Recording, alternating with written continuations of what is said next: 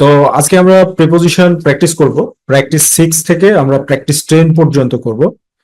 তো দেখো, তোমরা আমাদের এই যে HSC notebook English second paper, এই বইটা বের করে ফেলো। এই বই থেকে প্র্যাকটিস করব। আর বিষয় হচ্ছে যে যারা বইটা এখনো কালেক্ট করোনি তারা 01717918842 এই নম্বরে হোয়াটসঅ্যাপে যোগাযোগ করার মাধ্যমে বা ডিরেক্ট কল দেওয়ার মাধ্যমে কালেক্ট করতে পারো। সো মাই ডিয়ার স্টুডেন্টস, প্রিপোজিশনে হচ্ছে 5 মার্কস। কত মার্কস? 5 মার্ক। তবে এই চ্যাপ্টারটা খুবই গুরুত্বপূর্ণ। ঠিক আছে, তো চলো আমরা শুরু করি। বলছে কি, দি অরফানেজ, এতিমখানাটি, ইজ হলো হাই। হাই মানে কি? উঁচু, উঁচুতে। দ্য ক্যারোলিনা মাউন্টেন্স, ক্যারোলিনা পর্বতমালার। ক্যারোলিনা মাউন্টেন্স হচ্ছে ইউনাইটেড স্টেটস অফ আমেরিকার একটা মানে বিউটিফুল হিল ট্র্যাক জোন, খুবই মনোমুগ্ধকর হিল ট্র্যাক জোন। তো ক্যারোলিনা মাউন্টেন্স, দেখো এখানে কি বলা হচ্ছে যে ক্যারোলিনা মাউন্টেন্স এর উঁচুতে। ঠিক আছে, যে ইজ হাই মানে উঁচুতে, ক্যারোলিনা মাউন্টেন্স এ মানে অরফানেজের অবস্থান কোথায়? মাউন্টেন্স এর একটা জায়গাতে। সো আমরা এখানে প্রিপোজিশন হিসাবে ইন ব্যবহার করব। In the Carolina, in the Carolina mountains, Carolina পর্বতমালার একটা নির্দিষ্ট জায়গাতে। দ্য রাইটার ওয়াজ দেয়ার, লেখক সেখানে ছিলেন। দ্য অটম, অটম মানে কি? শরৎকাল। তো এখানে ঋতু শরৎকালে ছিল না শরৎকাল জুড়ে ছিল, এটা হচ্ছে একটা ব্যাপার। যদি শরৎকাল শুধু শরৎকালে ছিল এরকম বোঝায়, তাহলে আমাদেরকে কি ব্যবহার করতে হবে? যে ইন ব্যবহার করতে হবে, ইন দ্য অটম। বাট যদি বলে যে শরৎকাল ব্যাপী মানে পুরো অটাম ব্যাপী ছিল, তাহলে আমাদেরকে কি করতে হবে? আমাদেরকে ডিউরিং ব্যবহার করতে হবে। ঠিক আছে, তো এখানে আমরা ডিউরিং ব্যবহার করব কারণ পুরো শরৎকালটাকে বোঝাচ্ছে যে ডিউরিং, ডিউরিং দি অটাম, শরৎকাল জুড়ে মানে শরৎকাল ধরে লেখিকা সেখানে ছিল। শি প্রেফার্ড, সে পছন্দ করত। পিসফুল এনভায়রনমেন্ট, শান্তিপূর্ণ জায়গা বা পরিবেশ। টু পেন, লিখতে। সাম ট্রাভেলসাম রাইটিং, কিছু সমস্যাজনক লেখা, সমস্যায় পরিপূর্ণ কিছু লেখা লিখতে তিনি শান্তিপূর্ণ জায়গা পছন্দ করতেন। শি ওয়ান্টেড, তিনি চেয়েছিলেন। The mountain air, mountain air বলতে পাহাড়ি বাতাসকে মানে পাহাড়ি বাতাসের কাছ থেকে চেয়েছিল। টু ব্লো, প্রবাহিত। ব্লো মানে কি? প্রবাহিত হওয়া। টু ব্লো এর অর্থ হচ্ছে প্রবাহিত হতে। দ্য ম্যালেরিয়া, ম্যালেরিয়া কি? একটা রোগের নাম। দ্য ম্যালেরিয়া, এটা হচ্ছে একটা রোগের নাম। From long time, from to long time মানে একটা দীর্ঘ সময় হতে।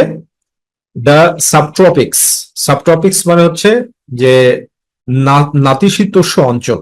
ঠিক আছে, এটা হচ্ছে সাবট্রপিক্স।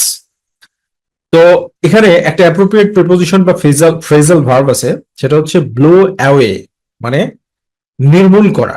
ঠিক আছে, ব্লো অ্যাওয়ে নির্মূল করতে, মানে এটা চাইছিল যে মাউন্টেন এভারেস্টটা কি করুক? ব্লো অ্যাওয়ে নির্মূল করে দিক। দ্য ম্যালেরিয়া, ম্যালেরিয়াকে, ম্যালেরিয়াকে নির্মূল করে দিক মানে ম্যালেরিয়াকে বিতাড়িত করুক। From long time, from a long time in the subtropics, এই যে নাতিশীতোষ্ণ অঞ্চলে যে সাবট্রপিক্সে যে ম্যালেরিয়া ছিল দীর্ঘ সময় ধরে, সেই সময়টা। ঠিক আছে, সেই ম্যালেরিয়াটাকে কি করুক? নির্মূল করে নিয়ে যাক। দেখো, প্রিপোজিশন তুমি কখনোই ফ্রেজ ওয়াইজ যদি ট্রান্সলেশন না করো তাহলে কিন্তু বুঝতে পারবে না। ঠিক আছে, এই জন্য মিনিং করে পড়ে বুঝতে হবে। এবং আমাদের এইচএসসি নোটবুকে এই যে এরকম ভাবে সুন্দরভাবে ফ্রেজ ওয়াইজ ট্রান্সলেশন করে কিন্তু দেওয়া আছে। ঠিক আছে, শি ওয়াজ হোমসিক, তিনি ছিলেন হচ্ছে হোমসিক বলতে যে বাড়িতে থাকতে পছন্দ করত। শি ওয়াজ হোমসিক বলতে বাড়িতে থাকতে পছন্দ করত, নিজস্ব এলাকায় থাকতে পছন্দ করত। শি ওয়াজ হোমসিক, তিনি নিজস্ব এলাকায় থাকতে পছন্দ করতেন। তারপরে গ্যাপ দেওয়া আছে। দ্য ফ্ল্যামিং, ফ্ল্যামিং মানে জ্বলন্ত। ম্যাপলস মানে হচ্ছে ম্যাপল গাছের পাতা। অক্টোবর, অক্টোবর একটা মাসের নাম। And for many other things, এবং অন্যান্য আরো জিনিসের জন্য।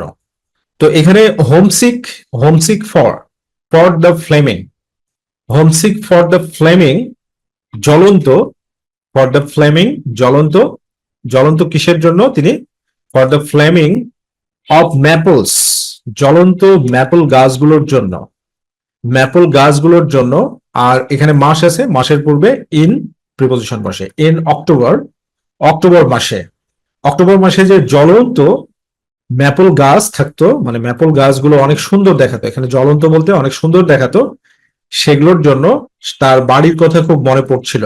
হোমসিক বলতে তার বাড়ির কথাটা খুব মনে পড়ছিল, ঠিক আছে। And for many other things, এবং আরো অন্যান্য জিনিসপত্রের জন্য।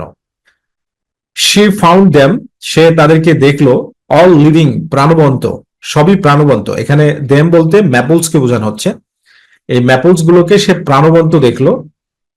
তো এরপরে কি, ক্যাবিন, একটি ক্যাবিনে, একটি ক্যাবিনে মানে একটি ঘরের মধ্যে, ঠিক আছে। ইন এ ক্যাবিন, একটি ক্যাবিনে, ইন এ ক্যাবিন, একটি ক্যাবিনে, একটি ঘরের মধ্যে। কারণ কেন ঘরের মধ্যে, ঘরের মধ্যে কারণ হচ্ছে ক্যাবিন বলতে মধ্যে, ঘরের মধ্যে, আর মধ্যে বলতে ইন, ঠিক আছে। আর বিলঙ্গিং, বিলঙ্গিং মানে অধিকারে থাকা, আর এই ক্যাবিনটা কি বিলঙ্গিং, অধিকারে আছে দ্য অরফানেজ, এতিমখানার। তো বিলং টু মানে অধিকারে থাকা, বিলং এর সাথে অ্যাপ্রোপ্রিয়েট প্রিপোজিশন হচ্ছে টু, বিলং টু অধিকারে থাকা। তাহলে এই যে কেবিন, এই কেবিনটা কার অধিকারে, এতিমখানার অধিকারে। হাফ এ মাইল, অর্ধেক মাইল। তারপরে কি অরফানেজ ফার্ম, অরফানেজের খামার থেকে, অরফানেজের খামার থেকে হাফ মাইল দূরে, ঠিক আছে।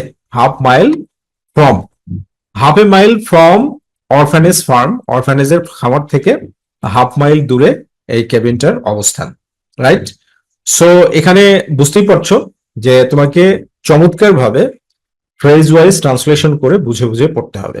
আদারওয়াইজ শুধু অ্যান্সার মুখস্থ করবে, পরীক্ষায় গিয়ে 2 মার্কসও পাবে না।